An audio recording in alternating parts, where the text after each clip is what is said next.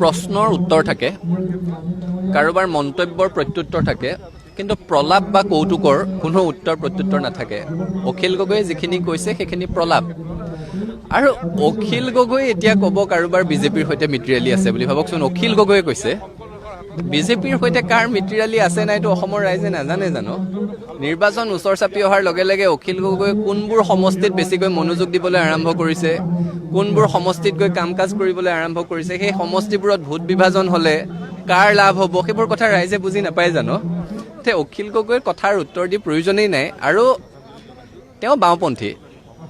এতিয়া ৰাজনীতিৰ পাছত আঞ্চলিকতাবাদৰ বা জাতীয়তাবাদৰ মুখা এখন পিন্ধিবলৈ যত্ন কৰিছে।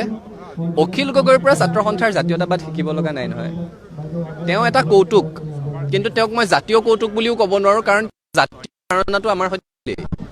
তেওঁ কি বুলি যে হয়াৰ্ত সংখ্যালঘু মহিলাই তেওঁক সাৱটি ধৰিলে নিৰাপত্তাৰ চুমা জচাটো তেওঁৰ জাতীয় দায়িত্ব। এতিয়া চুমা জচাটো যাৰ জাতীয় দায়িত্ব, যিয়ে জাতীয় দায়িত্ব মানে চুমা জচাটো বুজে, তেওঁৰ পৰা জাতীয়তাবাদ শিকিবলৈ গ'লে আচুৰ জাতীয়তাই বাদ পৰিব। গতিকে তেওঁৰ কথাৰ, তেওঁৰ কৌতুকৰ কোনো উত্তৰ দিব লগা নাই বুলি অনুভৱ কৰিছোঁ।